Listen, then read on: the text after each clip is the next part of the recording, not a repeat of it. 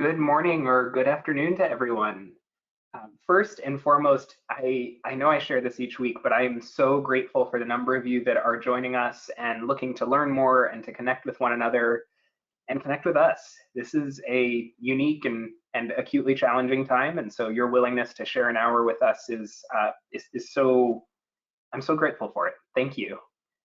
My name is Chris Joffe. I'm the founder and CEO of Joffe Emergency Services, and I'm going to lead us through our conversation today.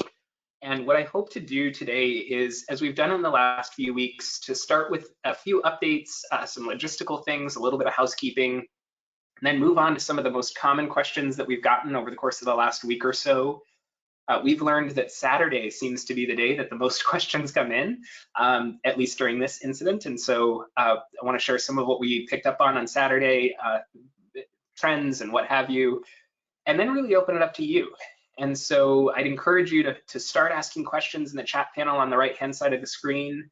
For those of you who have been with us over the last few weeks, you know that we will try to get to every single question. And last week we were successful. We went over a little bit, but we got there. And if there's a question that we can't answer for one reason or another, we will follow up with you by email later on in the day today. So first, a couple of housekeeping items. We will be sharing a copy of this recording and a copy of the deck with everybody on the call today. And for those that have received this in the past, you know that some of the slides are hidden, and so you'll have the opportunity to see even the hidden slides in the follow-up materials. And we invite you to use this as a tool to share with your faculty and staff as a whole, share with your senior leadership team, share with whomever on campus it might be helpful to get these resources in their hands. I didn't use English there. You're welcome to share this with anybody on campus who would benefit from having these resources in their hands. And so we invite you, and in fact, even encourage you to do so. Next, on the logistical front, we are doing these calls very intentionally once a week. We shifted to this pretty early on in this response, and we did it intentionally to make sure that our response is sustainable and really, really allows us to stay with it and stay current and stay active throughout the entire lifespan of this response. And you know, we called out a couple weeks ago that this really is a marathon and not a sprint. And I want to just acknowledge that both from our lens, but also invite you to adopt a similarly sustainable response. I have heard from so many of our schools that every time there's a press conference, which it seems that there's a press conference either at the city, county, state, or federal level every day these days, every time there's a new article that's published, and it seems like that happens every 5 minutes, that your phones are bombarded by parents, by staff, by faculty who have questions about how we're responding to whatever that thing might be. And so among other pushes that I'll share with you today, I think the biggest one is to check in with yourself, check in with your leadership team, and make sure that the response that you're in right now, the frequency of communication, the frequency of check-ins, make sure that that's sustainable and that that's really manageable for you, for your community as a whole. The second piece is to check in with yourself and make sure that you are still feeling capable of and strong enough to continue to lead through this week and through next week and through the weeks to come. And so as you do that, you know, I would remind you or share with you, I shared on Friday on a call, I went for a run last week, and something happened with my watch. I don't know what it was, but for some reason I didn't have connection to internet, and I didn't realize it until I was about, I don't know, maybe 30 minutes away from home. And suddenly I realized that I hadn't gotten a text message, I hadn't gotten an email for at least 30 minutes, and so I panicked. I flipped through my watch very quickly and realized that I couldn't solve the problem out there, and so I sprinted back as fast as I could.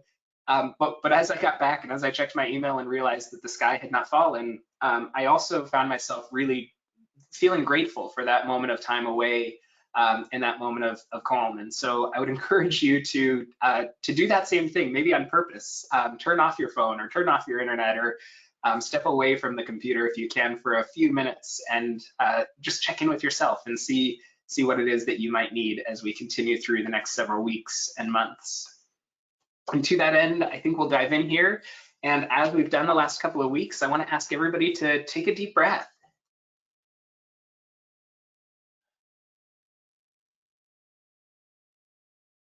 And I know I can't see you and I can't check for it, but I hope that you'll join us in doing this. And I hope that when you get that next call, when you get that next text, that you are able to take a deep breath, you're able to sort of prioritize it in a way that's appropriate, in a way that's correct, and then keep breathing and keep managing and keep leading through, because we certainly need you and need you to be in a place that you can continue to do just that. So with that, let's see, there we go. We over the last couple of weeks, we've done a little bit of a projection, or maybe a best guess as to what the week will hold. And I think, as we've talked about in the last few weeks, it's really not a question of if but when we'll be presented with a case positive test result of coronavirus within our community. I think it's going to happen. And whether it's a secondary exposure or a direct positive test result, I want to encourage us to be equipped and prepared for that. We've shared some templates in the past. If it would be valuable to share those again, we can. They're also on our website on the coronavirus updates page. And so invite you to use those as the need for communication continues. For some it does, for others they've chosen not to. I think either at this point are okay. But want to invite you to be prepared and equipped, not just for communicating about it, but also for leading through it, because that's a really scary phone call to make. It's a really scary phone call to get. And so I want to encourage you to be equipped, not just from a communications perspective, but also from a leadership and an empathy and a compassion perspective, because I think those are things that as a school that we can really offer. The next piece that I want to call out is, I think at this point, and I've started to see it over the weekend, both in the various press releases, but also in just the way people's questions come in and the way that we're engaging. We're at a point now where we're, for many, 4 weeks or beginning our 4th week into this moment of isolation. And for a lot of folks, that's also a moment of prolonged fear. And I think at this point, we're starting to see that come out as anger. And I think we're starting to see people that are not even just not patient at this point, but are outright angry about how things are happening or how things are not happening, and their various perspectives, right or wrong, about whether things are happening in the way that they believe they ought to. And so I want to encourage you to be aware of that, be on the lookout for it.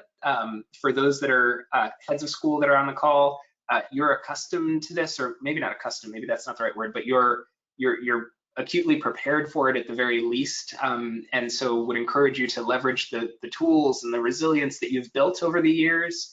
For others, I'd encourage you to either start to build this muscle or call back on the strength that you'll need to exercise this muscle. But would encourage you to be as equipped and prepared for that as you can be. I also think there's another challenge that we're facing right now, and that is the questioning of various tools, whether it's Zoom and this issue of Zoom bombing, or drugs and whether or not drugs are appropriate for treatment, or tests and whether there are or are not enough, and all of this stuff. I think there's so many questions and so much angst around whether or not we're doing the right things or causing the right responses as a nation. And I think what that's turning into is some really short fuses and some pre-ruffled feathers. And so again, I don't necessarily want to, or I should say, I don't necessarily have a solution for that for you, but I want to just encourage you to be aware of it, to be looking for it, and to be mindful of it at the very least if you start to be the center of it, or the recipient of it, if you're the one that picks up that call.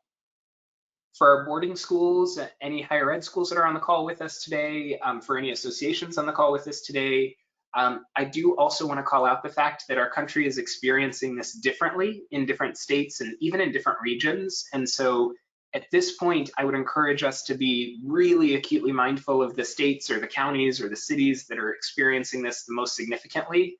And if we have families in those areas, if we have relationships in those areas, to check in with those folks. You may not get a response, you may not get a lot of, you certainly may not get a long response, but at the very least, it's a good idea or something to be thoughtful of, that we may want to check in with those folks who are in the regions that are impacted the hardest.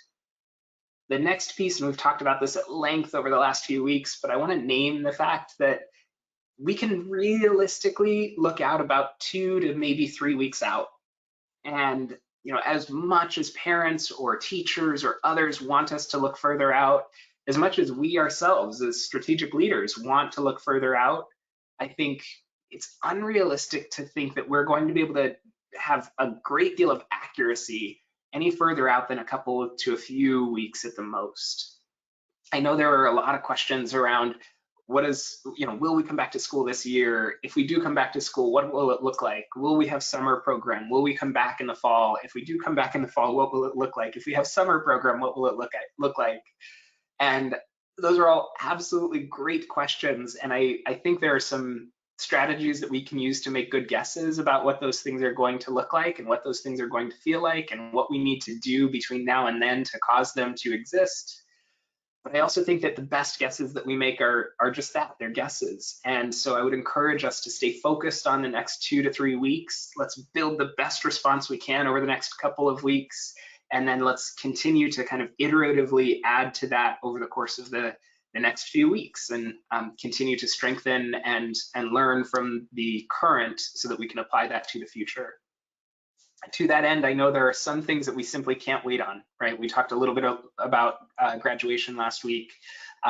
We've talked a lot about summer program and whether it makes sense to distribute invites and things like that.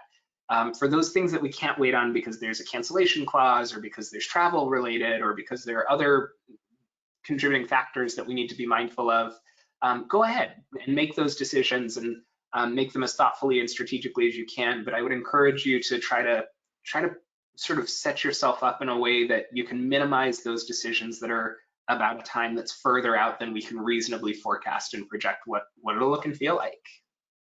And then last but not least, and I've tried to end with a student piece each week, and over the course of last week, we talked a little bit about resilience, and this week, it's not even resilience that I want to name. I think it's just downright joy.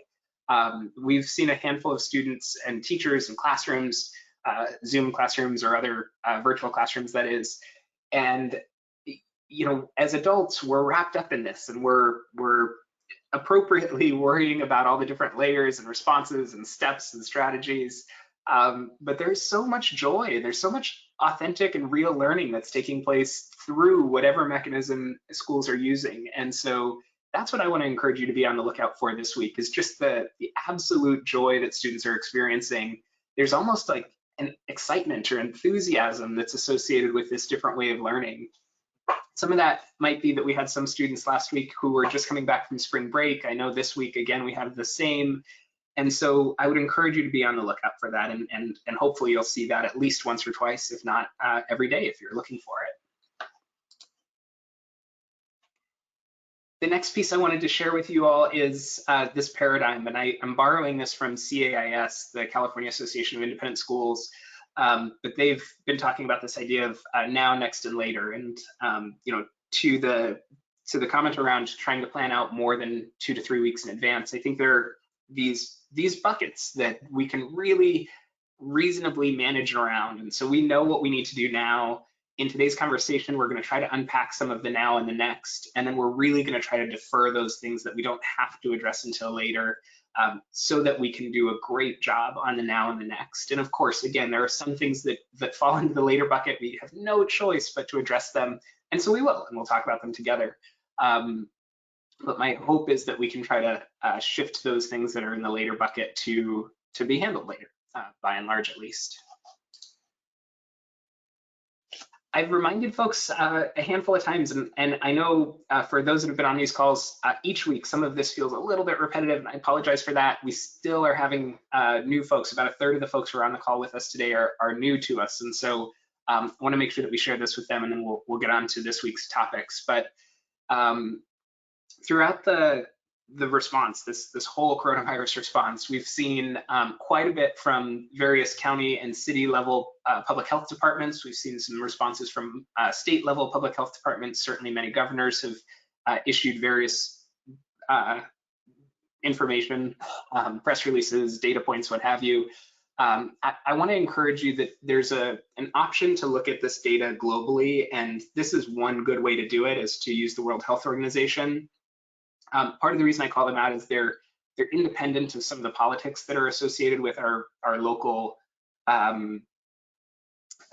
sort of government and stuff. And I guess maybe another way to put it is, especially in this moment where we're challenging the data that we're receiving and we're challenging the the various agencies and leaders that exist within our states and within our country, it's natural that sometimes when information is delivered by them, we feel concerned about it. And so I want to encourage you that if that's the case for you, or if you have a parent who's pushing back because of where you've gotten the information from, the World Health Organization is sort of intentionally a step removed from that and really approaching this from a global perspective. And so they're a very good source to go to. And this link will be available to you in the deck that we share out.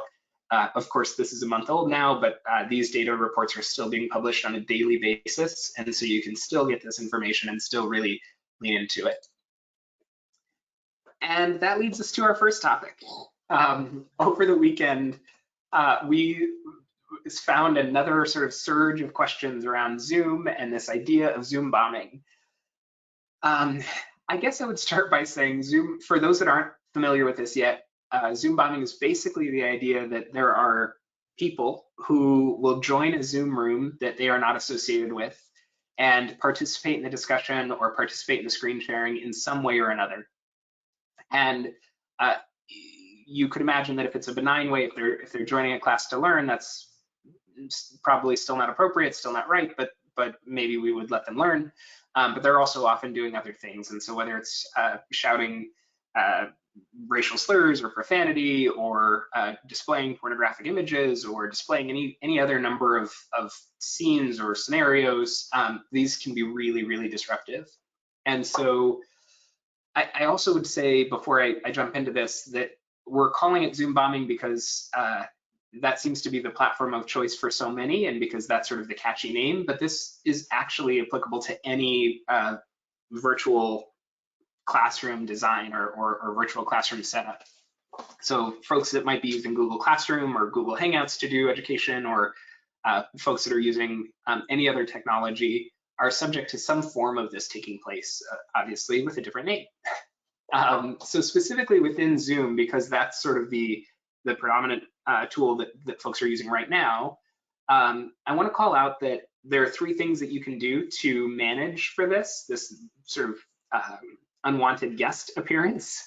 The first is you can enable the waiting room feature. And we were in conversation with the Chief Information Security Officer, I think is his title, over the weekend. And I believe the waiting room feature has now been actually turned on by default. So I'm not exactly sure how this will operationalize for those of you that have been using the tool already. But if that's not already on for you, I would encourage you to turn on the waiting room feature. And basically what this will do is, if you think of going to your head of school's office, and you know that your head of school's assistant is there, or the person who's at the front desk is there, you don't really go into your head of school's office until that person says it's okay if you go in, kind of like that. So you're sitting in the waiting room, or your students are sitting in the waiting room until the teacher actually approves them to come into the classroom. I would encourage folks to use that feature. Oh, Kristen's saying this is now default. So great, thanks, Kristen. I'd encourage folks to use this feature in part because it gives students the ability and teachers the ability to make sure that everybody's ready to join the space, and everybody's ready for those folks who are joining the space to join. But also in part because it's another layer of security. And if I'm a teacher and I see a name that I don't recognize, of course, then I don't have to admit them. I have heard of a couple of situations where the name of the person, and for those that are using Zoom yourselves, this sounds familiar. For those that aren't, it may not, but you can actually name yourself in Zoom. So I could go in and I would say I'm Chris Joffe, but I could also go in and I could say I'm, whatever else.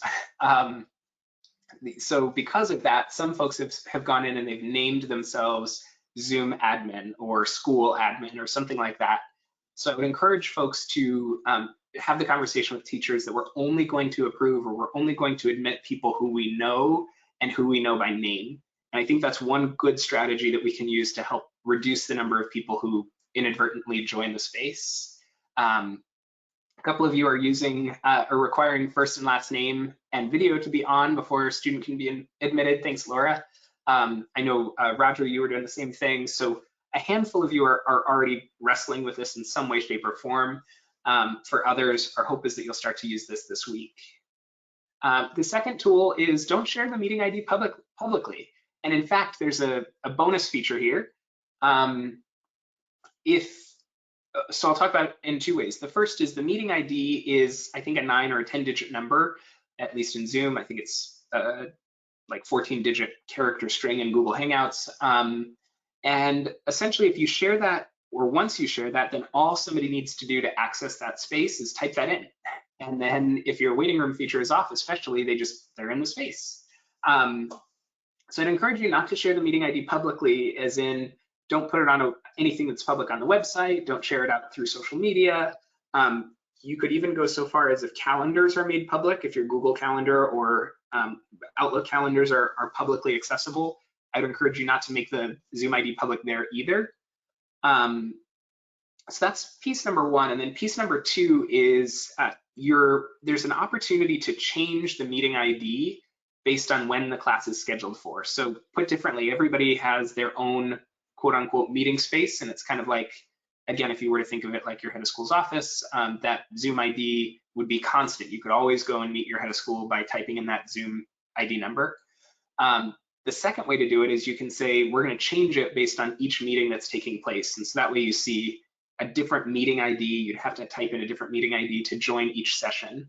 That reduces the likelihood that somebody can inadvertently join a meeting and potentially makes it harder for somebody who's trying to disrupt your school specifically from being able to disrupt meetings. So I would encourage you to change up the meeting ID based on when the class is scheduled for or when the conversation is scheduled for.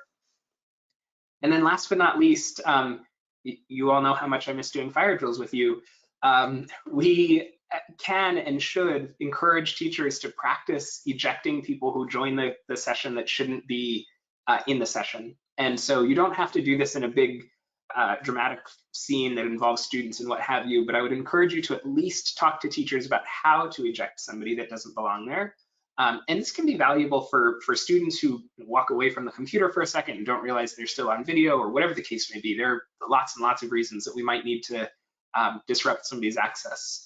But I'd encourage you to at least have the conversation, and at most, maybe even practice it during a faculty or staff meeting where people get an opportunity to practice that and try removing somebody from the meeting. And again, you know, it's sort of like a fire at school, right? We hope that that situation never happens, but we practice for it and we make sure that we're really equipped to handle it should it occur. I think we can do sort of the same thing, or at least use the same principle here and be equipped and prepared should it happen. And so I'd encourage folks to be sort of checking in and aware of that as well. I'm going to jump into the questions here for just a second or two because I'm seeing some good ones that might be related, so I don't want to skip past these. Let's see, I have to figure out how to use this though. There we go. Thanks, Dino. Yes, we are live and going. Trish, happy to give you that reminder. For anybody else who only breathes in this moment when we're together, thank you. I know for me, it's probably the deepest breath I take all week, so thanks for that.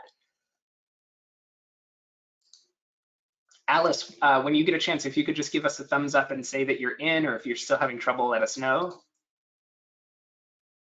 Mike, thanks for sharing that resource. So there is something, I'll share this out. There's a resource called, let's see, how am I gonna do this? I think I can copy and paste it. I'm gonna drop this into the chat panel for others as well, Mike.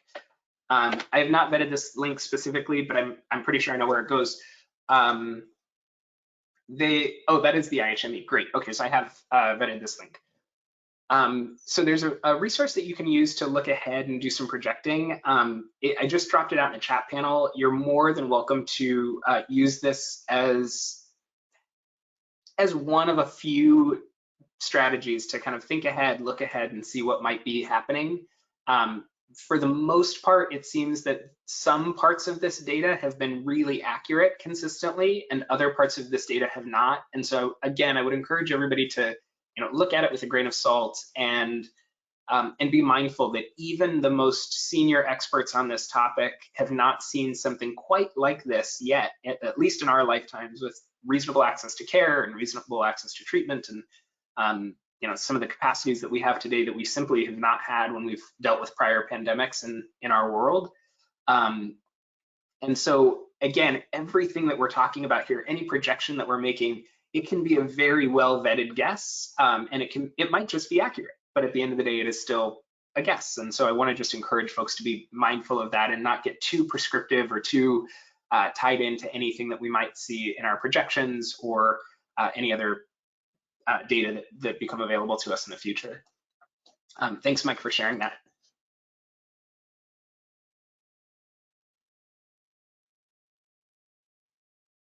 Cynthia, oh, this is a great question. All right. So Cynthia's question is, we have a technical director whose job was scheduled to be completed after the Spring Arts Festival. Because of the school closure, we don't have work for him, and he wants to apply for unemployment. We haven't yet been able to figure out what to do with his position and what we need to do. I'm going to step off of the school safety expert box for a second here, and I want to name that and just shift to a peer organizational leader and share that for the folks on our team as an example for whom we didn't have the ability for them to go to work, a handful of them were given the information to go apply for unemployment, and we walked them through what that process looked like. A handful of them had participated in the past, but many had not. And so if there's not work available, certainly that's an option. And I would encourage you, again, not as an expert in this, but more as a person, to try to walk folks through that, because it's massively confusing, and especially if you're going through it for the first time. And I would also be mindful or ask everybody to think about the fact that there have been a variety of changes to the unemployment program in all of the states where theoretically the amount of unemployment that somebody's eligible for has been increased due to the coronavirus response. I know that, for example, in California, and Cynthia, I don't know where you are, but in California that has not been operationalized yet, or at least I haven't seen that operationalized yet. And so there's some confusion around what somebody might be eligible for, what somebody might receive, and what folks ultimately, how they'll ultimately get paid. But at the very least, I would say I don't see any reason that you couldn't apply for or encourage him to apply for unemployment if indeed he's not able to work. And I think that same is true for other folks as well. And then I would also just offer the caveat that, again, that's me answering that as a peer and as somebody who has had employees in that situation in this response. But I want to be very cautious and cognizant that I'm by no means a lawyer. It's best for everybody that I'm not. And so I'd encourage you to check in with your employment counsel on what the best path forward is for that specific person, and then for anybody else too. But thanks for that question. Margaret, thanks for this. Yeah, let's just name it. This new way of teaching is time consuming. It's hard. Thank you. And I think for others, if you're not in a space or in a group where you get to vent or have those conversations, I want to just encourage you to do that, to create that group. Maybe it's a group of other administrators, a group of teachers, a group from your own school, a group from other schools. Maybe it's a friend, that's not even a teacher. But let's just name it. This is not what anybody had planned for this spring.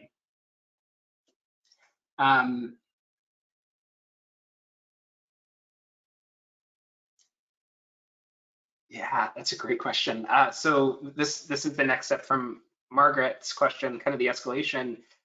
Teachers are working with their students on Zoom. They're enjoying that, but it's been really taxing and really challenging. And so there's a part of them that wants to think about taking a vacation week. Keeping the vacation week so that teachers can regroup and get things ready for the last part of the year. So Margaret, I'm going to make some assumptions here, and feel free to correct any of these if they're wrong. But if you have a spring break that's coming up, then absolutely, I think that's a wonderful thing to keep that and give people a chance to recharge and sort of restore their energy and their capacity for the end of the year. I know that others that either are past spring break, or if there's been an impact to spring break schedule because of this response, I've heard of some schools that have chosen to do a couple of half days through the end of the year to give folks some time to, again, just recharge and restore and come back. I know of some that are really, in fact, I just saw an email this morning about folks who are really celebrating Teacher Appreciation Week, whether that's, if the Parent Association puts that on, or teachers put that on. Well, hopefully teachers aren't putting it on, but administrators put that on, whomever it might be that puts it on, that folks are going a little bit further this year than they might otherwise. So any handful of strategies that you might use. I've also heard of folks giving out gift cards to teachers to be used after the fact. I've heard of some folks that are giving out gift cards for places that are delivering food and other things right now. So lots and lots of different ways that are out there to both appreciate and give teachers some space. And I would encourage folks to think about not just our faculty there.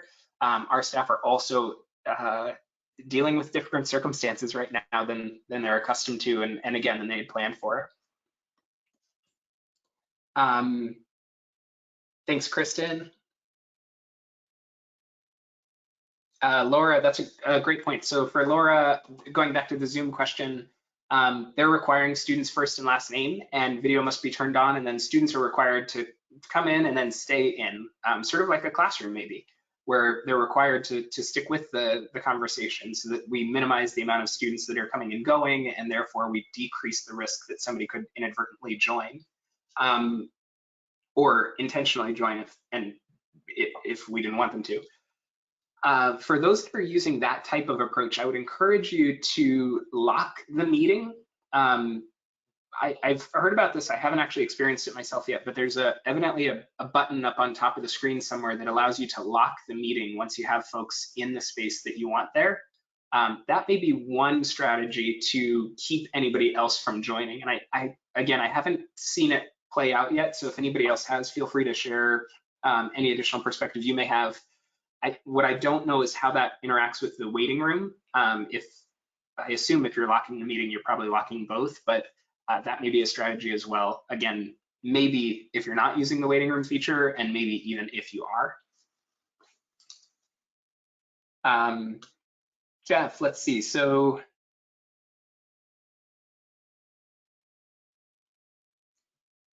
Jeff, that's a great question. So Jeff's question is, the middle school and the high school are generally doing really well. They're staying engaged. They're hanging in there.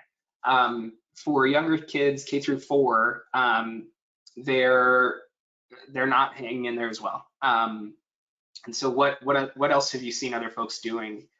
I'll tell you, Brad, I know you're on the call. If you have a link or a resource here, please feel free to share that with us, because I know you're doing really well with this. For others, the same is true. Dimitri just shared pre-recorded tapes for K through 5 rather, as opposed to live education. That seems to be a strategy that's working. I've seen some schools that are doing a lot of packet-driven work for K through 3, K through 2, as opposed to trying to do asynchronous lectures or live education as well. Really short sessions seem to be working, thanks Trish. So trying to keep it limited to 15 to 30 minutes, trying to take advantage of the way that those students are learning best. What I'll do though is, as a follow-up to this, when we send out the Thursday, I don't think I'll be able to get it out today, but when we send out the Thursday packet, I'll share with everybody a couple of resources that folks have shared with us that specifically work for that age group. And in fact, I'd also ask if anybody has exemplar resources either for K through 3, K through 5, or for other grades too. Please feel free to share those with us, and we'll scrub your school name from them, and then we'll share them out as a resource, and try to get those out on Thursday. I'll also share with you there's an open source repository that's got some really great content in it, so I'll share that with you as well.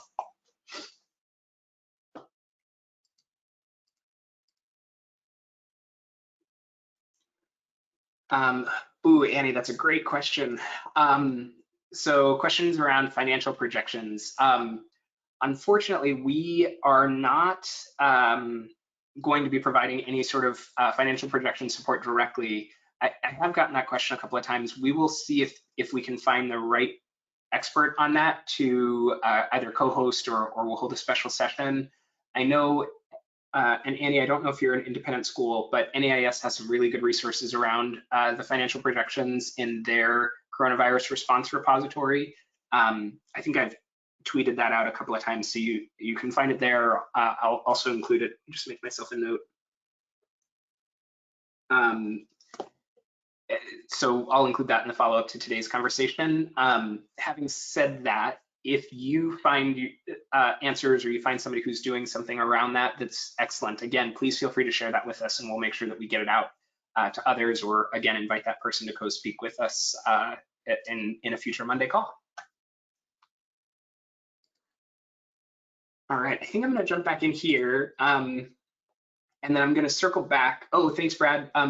Actually, before I jump back in, who was that now? Jeffrey. Brad just shared a couple of resources with us. I will make sure that we share them with you. Brad, is it okay if I share your link with everybody in the chat panel? I'll give you a second. Okay, thanks, Brad. So I'm going to just drop this in the chat panel. This is one strategy or one, and again, I haven't vetted this directly, but one strategy that may be working really well for folks. So I would encourage you to take a look at that. Scott as well, thanks for that offer. I would love it if you were open to sharing your resources. I know yours are going to be great as well. All right, so I'm going to jump back into a couple other pieces that I did want to make sure that we cover today, and then I'll circle back to questions, kind of ping-ponging back and forth a little bit. The first or the next of the questions I wanted to call out is this conversation around who's deciding whether or not we reopen school and who's deciding whether or not school is closed even. And I want to just name the very awkward reality that for some states like New York, both public and private and charter schools are generally directed by the mayor or by the governor because of the way that their response works. And so for those of you that are in New York, you know that you've been given more direction if you're on a private or charter side than, or you may not know actually, you're being given more direction than folks in other parts of the country. In California, to use that as an example, public schools are given guidance, but that doesn't necessarily apply specifically to private schools or to charter schools, although charter schools are even more gray. And so I think the first thing I want to call out with this conversation is, you may not be specifically ordered to remain closed. And in fact, even in this moment, you may not be specifically ordered to remain closed. That may not be out there, but there is a safer at home order, or there is an isolation order, or there is a quarantine order.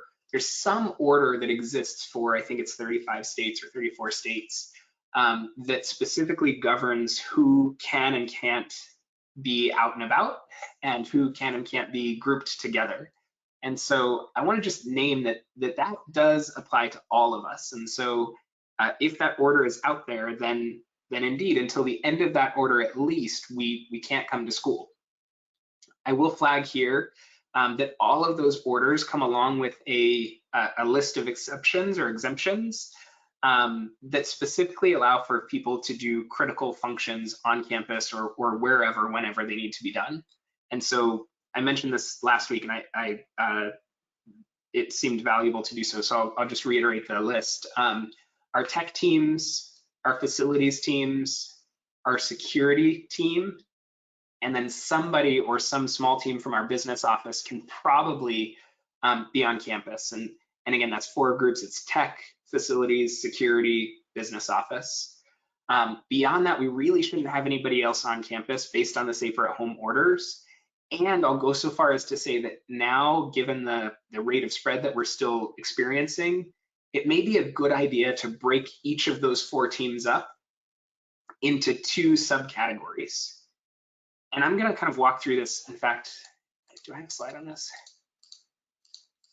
I don't have a good slide handy. What I'll say is the reason to break them up into 2 categories, and if you think of it like the A team and the B team, so I'm going to use facilities as an example. You'd have the facilities A team and the facilities B team, or that maybe that's not the right language because nobody would want to be on the B team. So we have the facilities red team and the facilities green team. And the goal would be to make sure that the red team and the green team were not on campus at the same time ever over the course of the next few weeks. And the reason behind that is if somebody on the red team were to test positive for coronavirus, then everybody that's a part of that facilities team, specifically that red facilities team, would have to self-isolate. But what that means is because we broke that team up into two, we broke the facilities team into the red and the green team can continue to operate on campus. And so I would suggest that we could do the same thing for the tech team, the security team, the business office. Again, trying to minimize. The goal is not to have all of those teams represented on campus. We're still trying to minimize, but if we said we need 3 people from, or let's make it easy, let's say 4 people from tech, 3 people from facilities, 2 people from security, whatever that setup looks like, then we would create a world where even if one of our groups had to self-isolate, the other group could still keep coming to campus and keep doing what needed to be done. And the way to make that work is to make sure that cleaning takes place overnight or in between those 2 groups being on campus. So I've seen some schools start to implement this where there's a red team week. And so this week the red team is on campus and next week the green team is on campus. I've seen other schools start to implement more like a summer schedule where Monday, Wednesday, Friday is the red team and then Tuesday, Thursday is the green team. You can think about that in whatever environment makes the most sense for you. But that's one strategy that we're starting to encourage even for those folks who are critically essential or critical personnel or essential personnel during this time of the safer at home orders. So I'll just want to glance at questions here before I keep going. Oh, excellent. Thanks, Scott.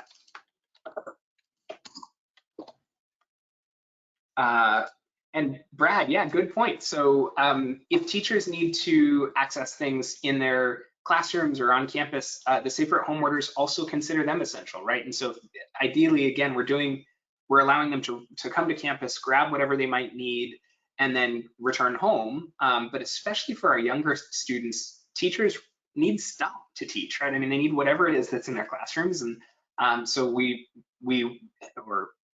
the groups that have designed the safer at home orders have done so in a way that allows teachers to come to campus to pick up that stuff and ensure that they have continued access so that they can continue to teach.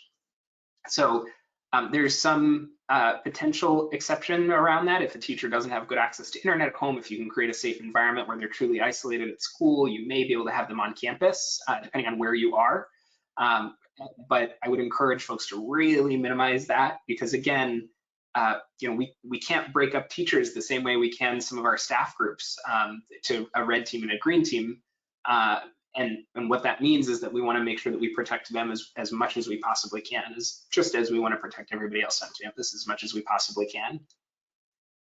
So zooming back out for a second, digressed a little bit on the safer at home orders, but as we think about this question of if public schools are ordered to close, do we fall in that category? And again, first, if your governor or your mayor has given you direction, then that's the direction. But if not, if we're absent decision or direction from them, then the next couple of questions I would encourage you to ask are, first, can we return to school in any way, shape, or form and still be compliant with the safer at home or the quarantine or any other orders that are currently in place? So in California, for example, where those exist through, I think it's April 20th. I don't know if those have actually been extended yet. But up until that point, the answer is no, we can't come back to school because we wouldn't be compliant in most cases with those orders. But once those orders have been eliminated, then that changes things. I'd also encourage you to ask the next question, which is, are there a huge number of parents that are pressuring you one way or the other? And I don't necessarily want you to make any decisions based on parent pressure, although I realize that for a variety of reasons, that's not always so easy. But I do want to encourage you to sort of think or ask the question, why is that pressure there? What is the driver? And what I'm hearing so far is for a lot of schools, it's childcare and parents who, especially those parents who are essential staff and who do need to keep working either from home or from a specific location, it's really tough. So it may be that. It may be that there's competing information that's circulating among the community. And so again, that's an area that we really want to dive into and better understand. But let's find out, right? What is the story here? And then I think the last question to ask is, do we have the capacity, and this is kind of two steps. First, do we have the capacity to keep people safe that are on campus? If somebody does get sick, or if somebody's feeling sick, do we have the capacity to get them to the health office and get them off campus as quickly as possible, and do so in a way that gets them to testing and then allows us to make the decisions we need to make from there? So that's kind of one part of it.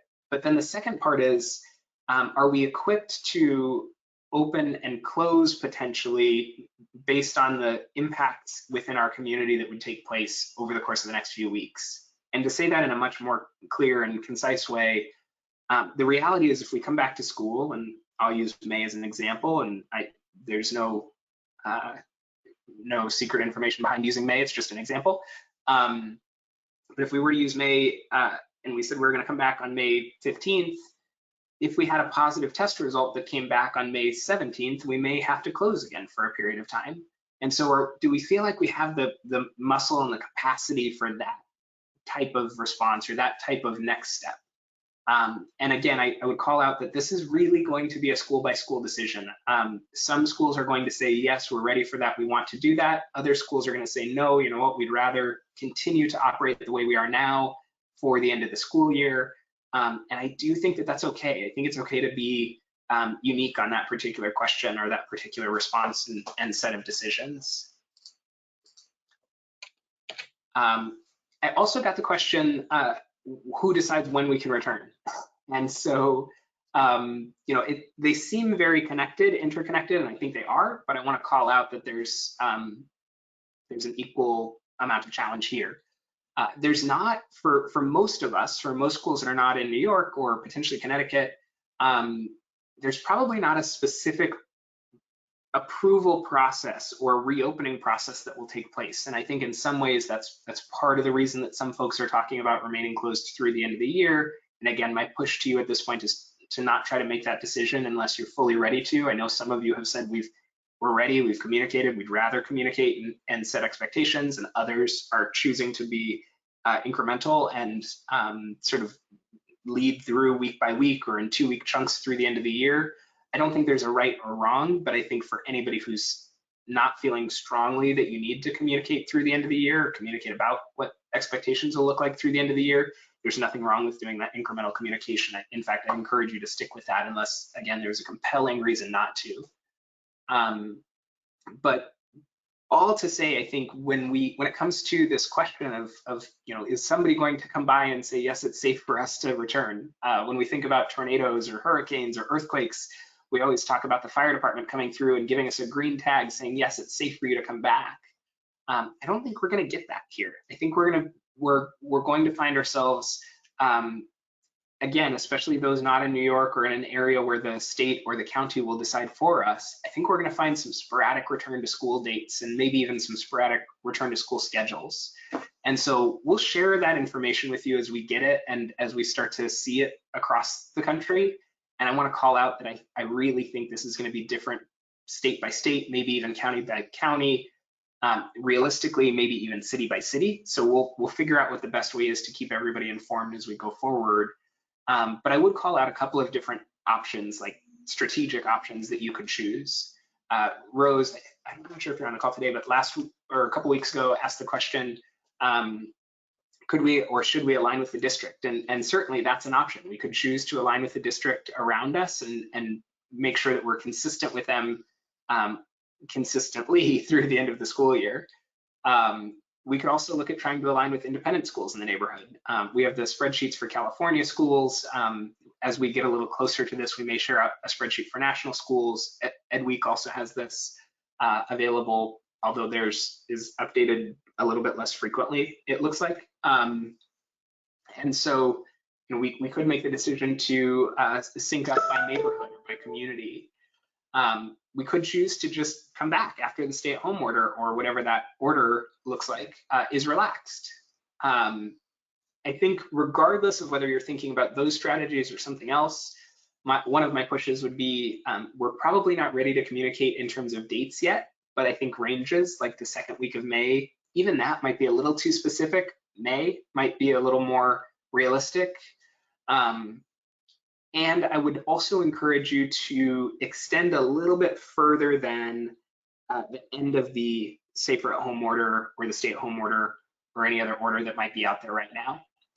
Something else to think about if public schools have released a date that they're returning, or if they start to release dates in the near future that they're returning, I'd encourage you to schedule maybe a day or two, at least, maybe even a week after them, to see what those challenges are that they need to overcome and sort of get an opportunity to get ahead of those things. And again, I don't say that lightly, because I recognize that every day of distance learning represents new challenges and new hurdles to jump. And so I recognize that, and again, encourage you to make the decision that is most appropriate for your community. But I think oftentimes I would lean toward a couple extra days to prepare for what we might ultimately need to respond to. I'm going to jump back into the questions. There's a ton of them, and so I want to make sure that we cover them before folks have to jump. Jeffrey, that's a great question. The question is, do you have any guidance on who should track who is on campus, where they are on campus, and any tools or templates to assist in that? I don't think I have anything pre-built, but I think that's a good one that would be applicable to a lot of folks. So we'll see if we can either put something like that together. It's a pretty easy spreadsheet. And similarly, if anybody has a resource on that they'd like to share, feel free to.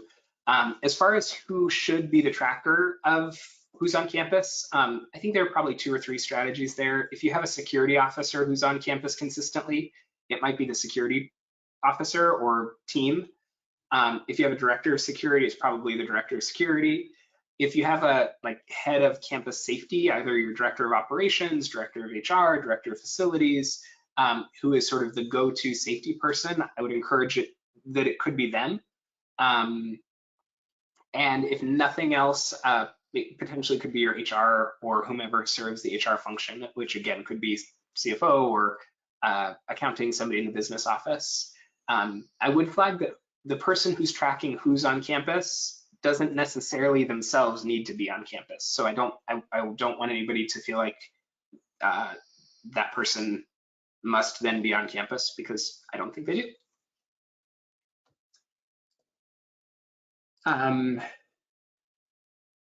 Tracy, this is a great question. Tracy, I just actually had a conversation with a group this morning about this, and thank you for that connection. But the question is, how are schools utilizing their board of directors to communicate with parents, and to what extent? And I would say, I think this is another one where every school is a little bit different, and schools are so incredibly unique with how their boards engage.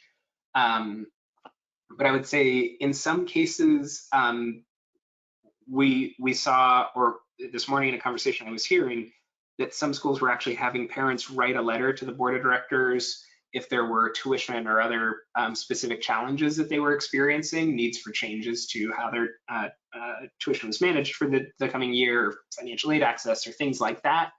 I've also seen a lot of, and maybe I would say bigger or more experienced heads oftentimes are using their boards less for that type of work and more as thought partners for some of the communication strategy and some of the communication frequency even, not just about sort of how we're getting the message out and what our consistent message is, but what is the right volume of communication to be getting out to parents, and the right mixture of listening and communicating out.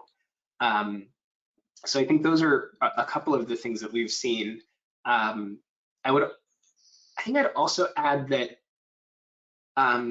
this is a situation where we're across the board. I'm not seeing boards as engaged as they traditionally are in different emergencies. And I'm not sure whether that's a good thing or a bad thing yet. But I think in large part, board members are also managing their own various commitments. And perhaps as a result of that, or perhaps because the emergency itself is not necessarily a school-based emergency, they're engaging differently. But if you're feeling like your board should be more engaged, I would encourage you to definitely feel free to push them a little bit. And similarly, if you're feeling like the board should be less, I think it's okay to push that as well.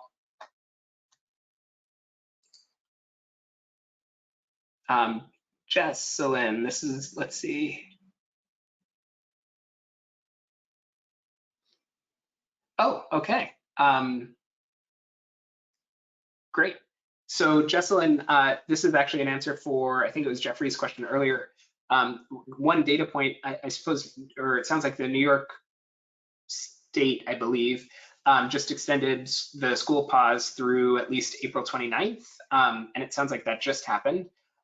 They're imposing fines for people who are not essential. So trying to encourage folks to really engage in this. And again, we have reached a point where folks some are falling for quarantine fatigue and starting to relax or maybe even become complacent. And so I think that it sounds like that's a push. And again, I'm reading into the wording here, but it sounds like that's a push to avoid that. So specifically, one of the ways that Jesselyn's school is managing this is they're using a building log for employees that need materials from classrooms. And so that way they know exactly where people were, at least theoretically, and then they can have the facilities teams disinfect those spaces on an as needed basis. So I love that.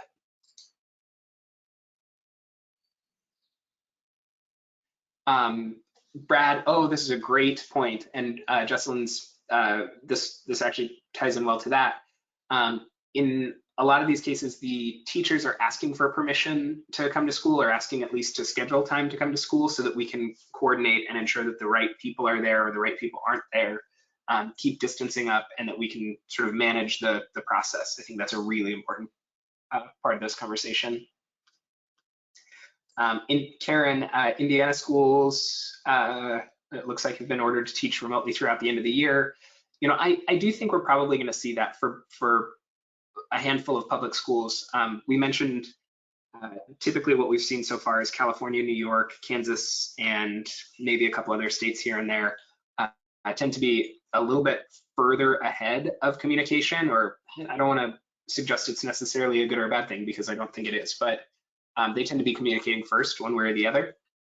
And so then what we're seeing is other states start to sort of follow that lead. And because at this point, California has made that decision in most cases, I think we're starting to see some other states do that. We may start to see that decision for public schools across other states of the country. We also may not. And again, I think this is one of those places where it's so hard to stay grounded in our 2 weeks out perspective, but I truly wouldn't even hedge a guess as to whether we'll see that universally or not by the end of the year. So again, I'd encourage folks to sort of stay grounded in this moment and let's take it one or 2 weeks at a time, one chunk at a time. Akila, this is a great question.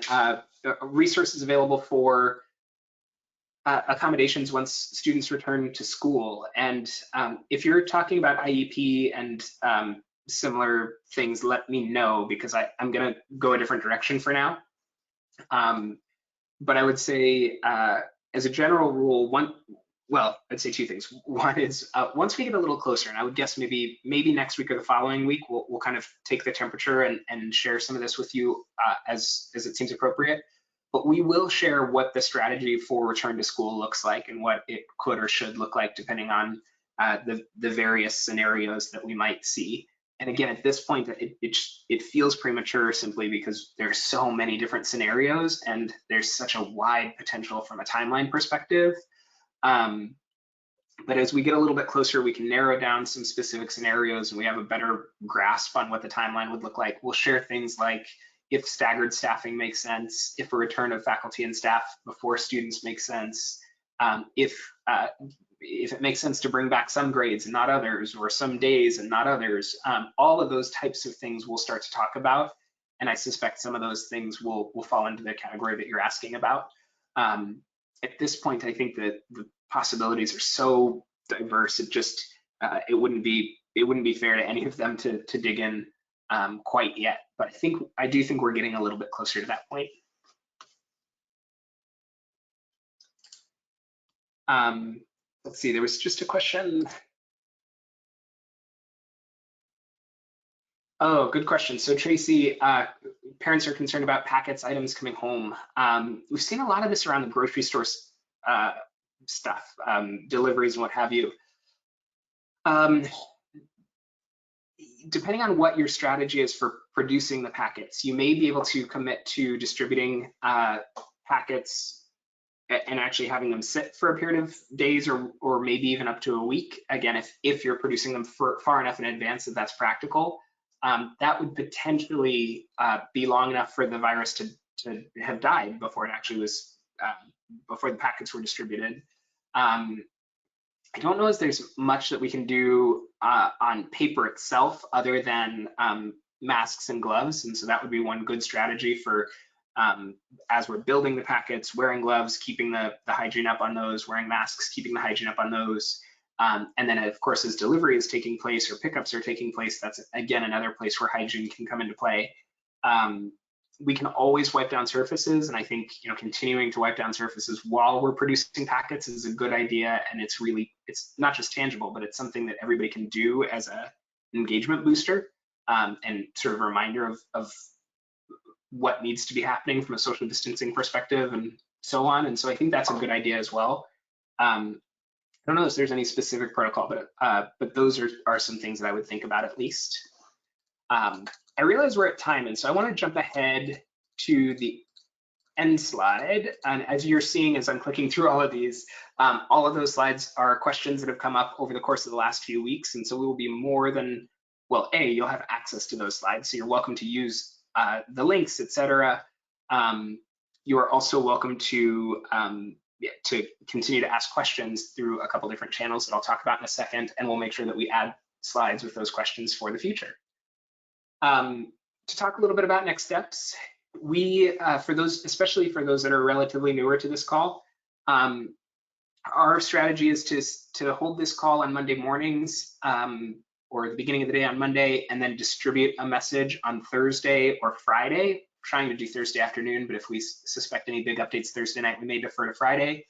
And really the breakdown of these two engagements is on Monday's conversation, we're answering the questions that came up over the weekend and questions that we expect to come up over the course of this week. On Thursday's communication, we're going to try to help prepare you for next week. And we're trying to do this systemically and sustainably. And so we're currently scheduled to do this through, I just added to it. So we're scheduled to do this through the end of May at this point. And then we'll reassess and we'll see where we are. And again, I don't have a couple of you have asked for a clear agenda as to what we're going to talk about each week. And these are really driven by the engagement and the questions that we get on Saturday. And so there's not a clear structure to what exactly is going to be talked about until roughly Saturday afternoon. Our commitment to you is if you ask a question by Sunday, we will answer it by Monday, either on this call or by email. If you ask a question by Wednesday, we'll answer it by Thursday, probably in that email. But if not the group email, we'll answer it one-on-one by then. Between those two conversations, we invite you to follow me on Twitter. My Twitter's on the screen there, at Joffe Chris, and I'm tweeting a few times a day with things that I think are relevant for you. So let me know if that's helpful or not, but also feel free to ask questions on Twitter as well. You don't need, in fact, it's best if you don't make them public, especially if you're tweeting from your school, but you can message me there, direct message me, I think it's called. And that way there's another inbox. And then of course you can email questions to support@joffeeemergencyservices.com. There's one other piece I want to ask or share before I jump into closing, and then I'll jump back into the chat panel. But we have been at Joffe reassessing our work and how we can be most impactful and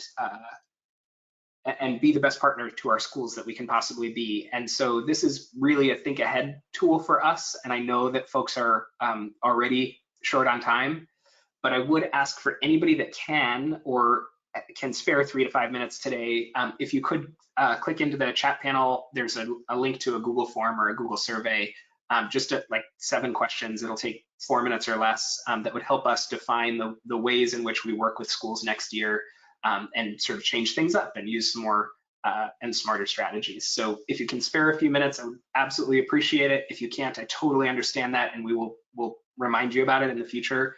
But my hope is that we'll continue to get some feedback from you and be ready to also go through the process of redesigning how we support you next year. And so with that, I want to thank everybody who joined the call. Certainly invite those who can stay to stick around. There are a handful of questions, especially around summer camps. So I'll spend the next few minutes digging into those. And for others, I hope you have a great and safe and healthy week. And we'll talk to you again on Thursday and hope to see you next Monday as well. So I'm going to jump back into the questions here. All right, let's see. I'm going to go back up to the top because I skipped a couple. Gail, thank you. Thank you.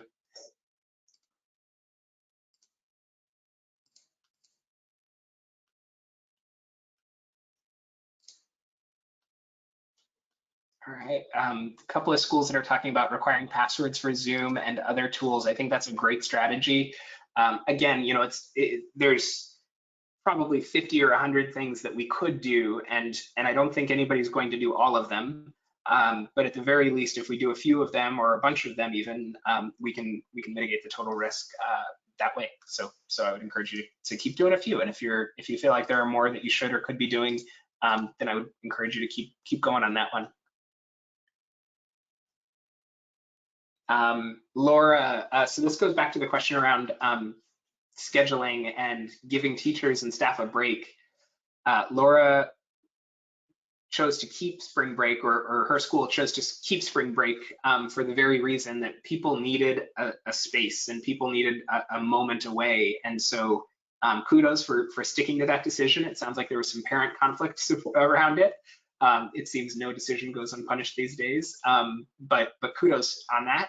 And certainly I think, you know, for others who are or were thinking about that as part of that conversation, it may be as simple as a few minutes or a few hours, but I think it's so important that we give ourselves and our entire teams at least a moment for self-care. One of the things I talked about heavily a couple weeks ago, and I haven't been as much lately because, well, simply because I had before, was this idea that we, even in this moment, we should still be building redundancy and leadership and capacity. This is unfortunately a really tough time, not just for everybody in your community, but for you too. And so building a little bit of agency among the folks who might have to lead your community in the event that you got sick, or you needed to step away, or you needed to just take a 10-minute break, or you went on a run and forgot to turn on your internet on your watch. I think that's a really important step that each of us can be taking, and you know, doing things like giving folks a little bit of time away, giving folks some structured time to sort of restore and re-energize. All of those are things that are going to help us in the long term ensure that we can keep doing this for as long as we need to.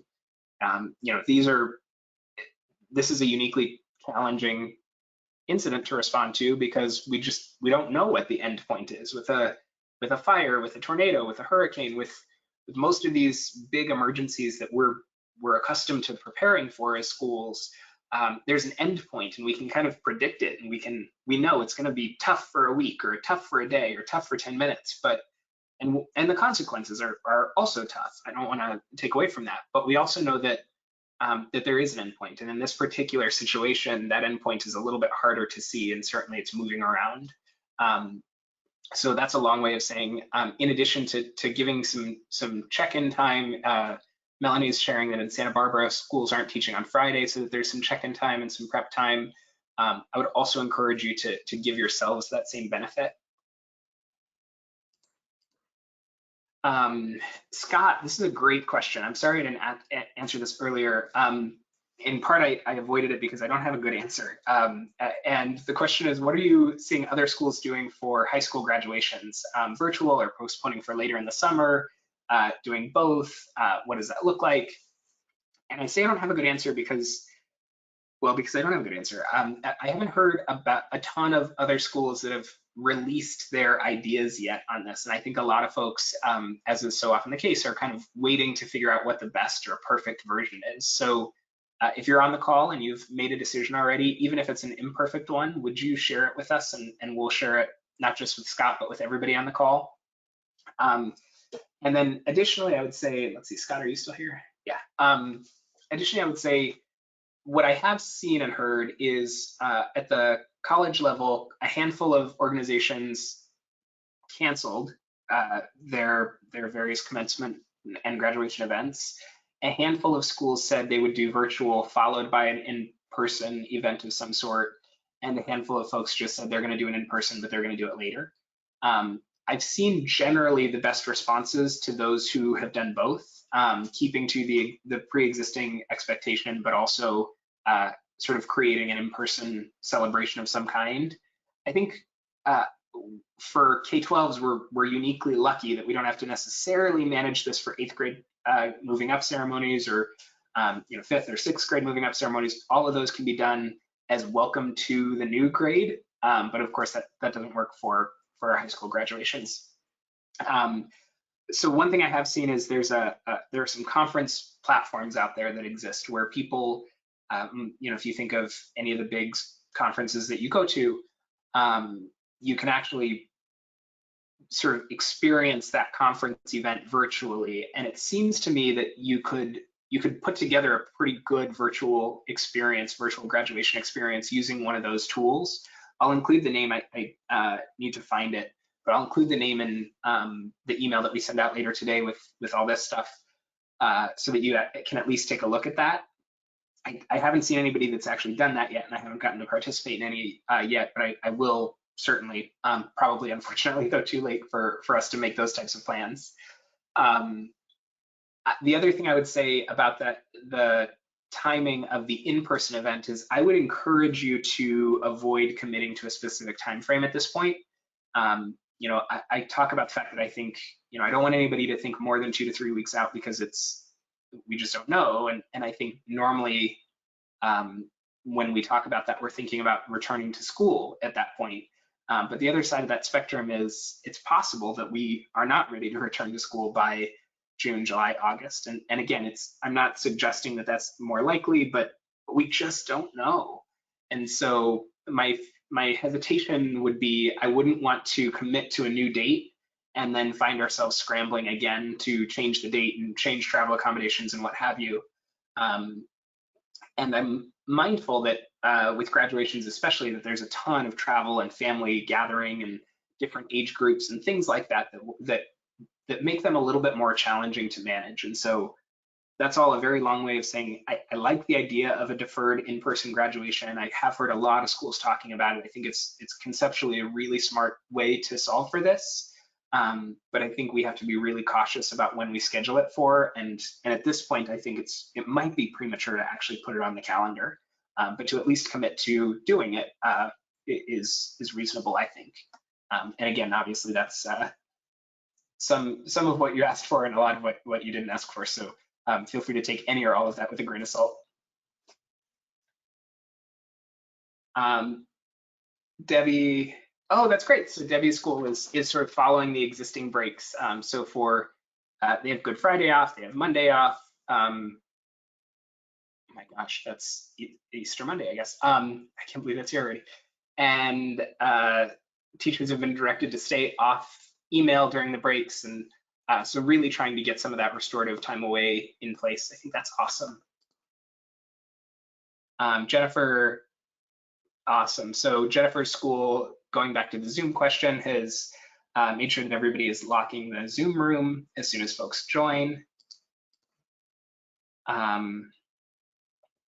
Valerie, oh, that's a great question. So Valerie's also got a question around graduation. Let's see, Valerie, you're still with us. I think a lot of the same principles apply as was the case for, was it Scott? In your case, they'd have 5th grade and the total class is about 30 students. And so you may be able to do a Zoom ceremony. And in fact, I heard somebody on a call the other day talk about encouraging students to do a design thinking exercise and come up with their own graduation idea, kind of mindful of all the challenges that they they have. And so depending on culture and whether or not that's academically relevant, that might be one strategy. And one of the reasons that might be a particularly good strategy is that we get to then share the responsibility for having come up with it with our kids. And so, to be able to say, we did this, our students drove it, we're so grateful, et cetera, takes a little bit of the responsibility away from us from a parent management perspective. So I think both they may come up with something that's far more innovative and certainly will be more meaningful to them than we might, but also we get the opportunity to celebrate the student leadership around it. And I think it's really hard to be angry at that. So that could be a good idea or a good strategy for some. All right, doing a lot of one-on-one groups at Trish's school. Elsine locking the, good point, yeah. So Elsine just said, locking is like locking the classroom door after all students are present. So we're kind of keeping up that safety expectation that we have when we're on campus of making sure that classrooms are safe. We're just doing it digitally. I love that.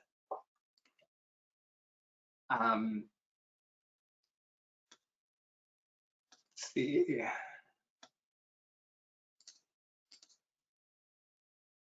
Elsine, Zoom is definitely sending out some stuff. We put out their blog post on Twitter, I think yesterday. So or maybe Saturday. That's a good resource. We're trying to set up a webinar with them with their head security team. So we're aiming to do that as soon as possible. It might be next week. It may not be for a little while. They're certainly busy at the moment, but we will try to put that together and share that with you, whether it's live or pre-recorded, that is specific to your needs and to our school's needs. So we'll keep you posted about that. In the meantime, there are some good resources that are out there.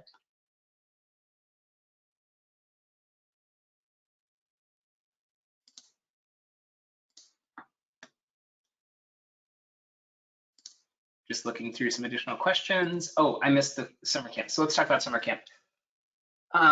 There were a few questions about this. Carol, Dwan, there was another one earlier that I totally missed. I'm sorry about that. At this point, I think summer camp is, in a lot of ways, it's in the same category as current school. I called Brad out earlier because I know that they're doing some really, really interesting work around after school activities and kind of non-traditional education strategies. And so, or education environments, and they've managed to do that virtually. I talked to another school earlier, and Josh, are you on the call? I don't think you are. But a small handful of you that have had some really positive experiences with this. And so, I guess I call all that out to say that it's certainly possible that we could run summer camp virtually, just as it's possible that we can run school virtually, as we've learned over the last few weeks. And so I think a lot of schools are having that conversation. I've heard a lot of questions around whether or not that's practical, whether or not that's realistic for parents, and whether or not that solves the childcare need. And certainly that's real. I think it's probably the single biggest challenge that we're managing for.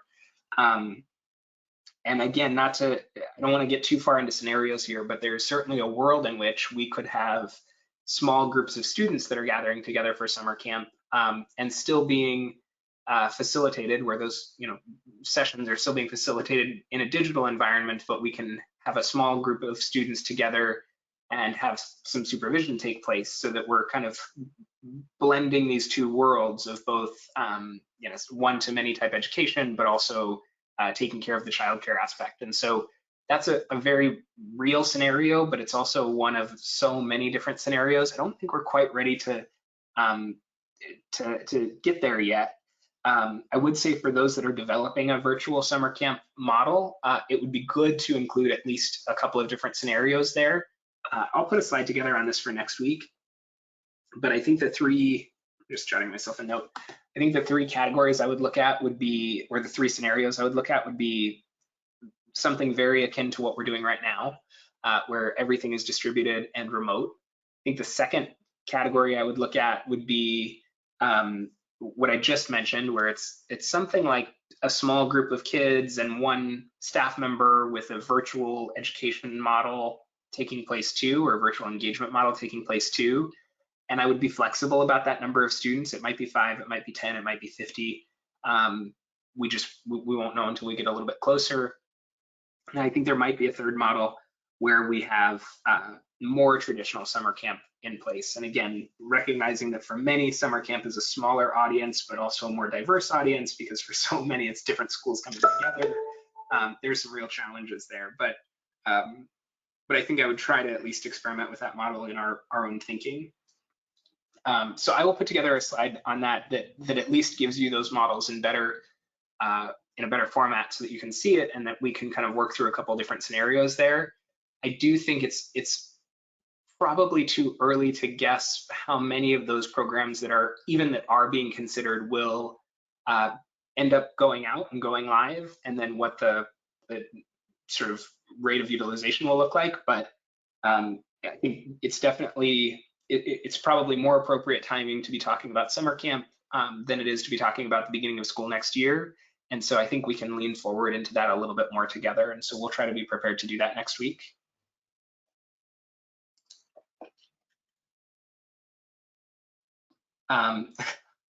Wendy. So Wendy's comment was a science teacher is putting paper in the oven.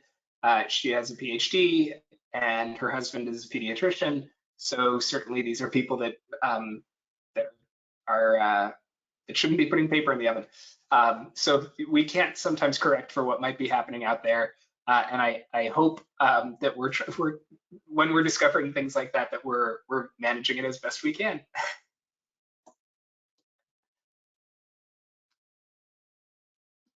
All right, I think we've gotten to most of them. I think we've gotten to most of the questions. There are definitely a couple more. Debbie just made a comment. Thank you, Debbie, for that. There's an article out there that says that coronavirus remains on paper services for up to 5 days. I think that's consistent with what I've heard. So if your goal is, this comes up specifically because we talked about paper packets and what we can do to keep them safe. And theoretically, if you wanted to let the virus die before you distributed the paper packets, you'd have to really wait a week or so before you actually handed them out. Of course, the reality is that as soon as you pick up that paper again, or those packets again, unless you don't want them wrapped in some sort of plastic, like a plastic folder or something, that could be cleaned with an actual cleaning solution. And that would be the best way to get both the paper to a point of being clean and also the materials distributed. I would also say that depending on, I know that many of you that are using packets are printing them just as fast as you possibly can, and by the time you're printing them, you need to get them distributed. And so I don't have a great solution for that other than PPE for the people who are doing the work, continually wiping down surfaces, wearing gloves, and being good about it. So I keep making that distinction, because you can either wear gloves and touch everything, including your face, and then touch paper, in which case that's probably not helping as much, if at all. Same thing is true with masks, taking your mask on and off, all those types of things. So if you're being disciplined and thoughtful about those things, then those should help quite a bit. And I would say that's probably the best that we can do. Certainly we don't want to be putting that in the oven. Although I do wonder now if that's why that person was putting paper in the oven. Not a good idea, not something anybody should try. But I wonder if there was some attempt at that going on. So I think we'll stop there for fear of talking about any more, really. I want to thank everybody who's on the call for sticking with us, sticking through to the end. I'm going to drop the survey in the chat panel one more time for those of you that are, one or two of you said you'd do it after the call, so I just want to give that to you again. If you're open to and willing to fill out the survey, I can't tell you how much we'd appreciate that. Again, recognize that it's one of 1,000,010 things that you're trying to get done right now, so appreciate it even more, but also respect it entirely if you simply can't get there. I think with that, I want to remind everybody that we're here to support you throughout the week, and we'll continue to do so as best we possibly can. You can follow me on Twitter for updates. You can email support@joffeeemergencyservices.com with questions. And we will share this deck and recording out with everybody who is on the call a little bit later today, probably right around 5 o'clock this afternoon. We will continue to be here to answer questions between now and Thursday, and then try to get those questions that have been answered, or been asked, I should say, by Thursday, answered on Thursday in our next email out to you. So I hope you have a safe and healthy week. I hope that this week you're able to continue to stay focused on the things that are in the now and in the next. And I hope that we get to see you again next Monday, as we will begin to start to think about what might come, not just now and next, but maybe later too. So stay healthy, stay safe, and we'll see you again soon. Thanks, everyone.